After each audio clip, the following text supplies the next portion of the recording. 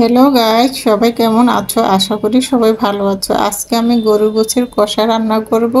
গোশটাকে কেটে দিয়ে পরিষ্কার করে নিয়েছি, সাথে নিয়েছি পেঁয়াজ কুচি, আদা রসুন বাটা। এখন একটা হাঁড়ি নিয়ে নিলাম, হাঁড়ির মধ্যে দিয়ে দিব গোশগুলি। সম্পূর্ণ গোশগুলি আমি হাঁড়িতে দিয়ে নিলাম। এখানে 1.5 কেজি গোশত আছে। আর দিয়ে দিব কিছু পেঁয়াজ কুচি, দিয়ে দিব 2 টেবিল চামচ আদা রসুন বাটা,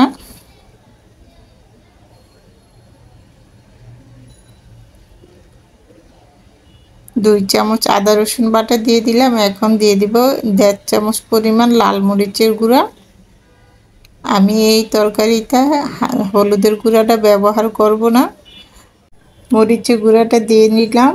এখন দিয়ে দিব 1 চামচ পরিমাণ শাহি গরম মশলার গুঁড়া। শাহি গরম মশলার গুঁড়ার মধ্যে সম্পূর্ণ উপকরণগুলি আছে। আমি নিজে হাতে বাসায় বানিয়েছি, একদম 12 রকমের মশলা দিয়ে। আর দিয়ে দিব টক দই, 2 চামচ পরিমাণ টক দই দিয়ে দিব।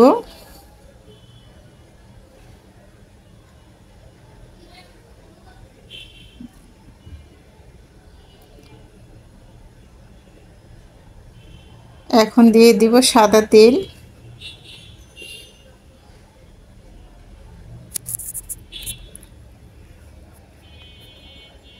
উপকরণগুলি সম্পূর্ণ হাতে ভালো করে মাখিয়ে নিব।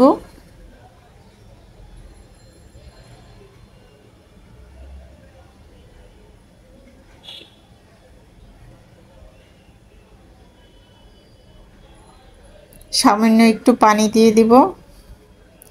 এখন যে পানিটা দিচ্ছি, এই পানির মধ্যে আমি গোশটাকে রান্না কমপ্লিট করব। পরে আর কোনো পানি ব্যবহার করব না। ঢেকে দমে বসিয়ে দিলাম 10 মিনিটের জন্য।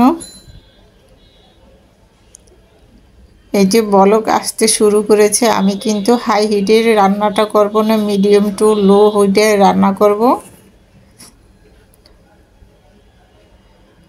আবারও ঢেকে দিলাম। ঢাকনাটা তুলে আবার একটু আলতো করে নেড়ে চেড়ে দিব। গোশ থেকে ভালো পরিমাণে একটু পানি বের হয়েছে। এই পানির মধ্যে রান্নাটা শেষ করব। আর দিয়ে দিব 3টি কাঁচামরিচ। একটা কেচির সাহায্যে কাঁচামরিচগুলি কেটে দিচ্ছি।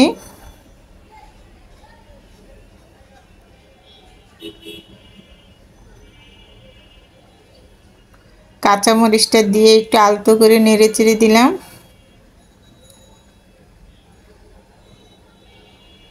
আবারও কিছুক্ষণের জন্য ঢেকে রান্না করব।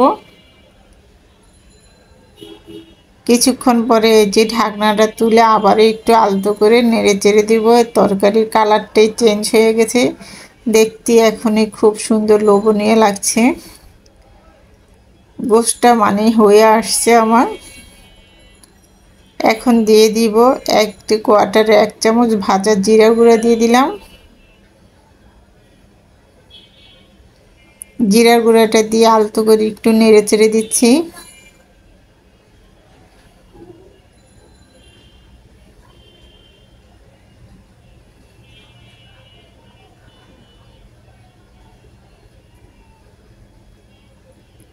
চুলাটা অফ করে নিয়েছি। তরকারিটাকে আমি তার চুলা থেকে নামিয়ে নিয়েছি। এখন একটা মিশ্রণ বলে বেড়ে দেখাবো কতটা সুন্দর এবং লোভনীয় হয়েছে। খেতে অসাধারণ টেস্ট ছিল। এইভাবে করে গরু গোশটা রান্না করলে খুবই ভালো লাগে খেতে, বাচ্চাদের খুব পছন্দ হবে খেতে। এই গরুর গোশটা সাদা ভাত, পোলাও, খিচুড়ি, রুটি, লুচি, পরোটা দিয়ে খেতে অসাধারণ একটা মজা লাগবে। আমার এই রেসিপিটা যদি ভালো লেগে থাকে তাহলে আমার ইউটিউব চ্যানেলে লাইক এবং লাল বাটনটা টিপ দিয়ে আমার সঙ্গে থাকবা। তাহলে নিত্য নতুন রেসিপিগুলি তোমাদের কাছে পৌঁছে যাবে। আর আমার ইউটিউব চ্যানেলের নাম কিচেন স্টোরি বাংলা। গোশটা কতটা সুন্দর এবং লোভনীয় লাগছে, রেসিপিটা খেতে অসাধারণ টেস্ট ছিল এবং খুবই মজাদার। আমি কিন্তু খুব সহজভাবে তোমাদেরকে রেসিপিটা দেখাবার চেষ্টা করেছি, ঘরে থাকা সম্পূর্ণ উপকরণ মশলা দিয়ে। খেতে খুবই ভালো হয়েছিল। আমার এই রেসিপিটা যদি ভালো লেগে থাকে অবশ্যই আমার সঙ্গে থাকবে। রেসিপিটা এই পর্যন্তই। সবাই ভালো থাকবে, সুস্থ থাকবে, নিরাপদ থাকবে। আল্লাহ হাফেজ।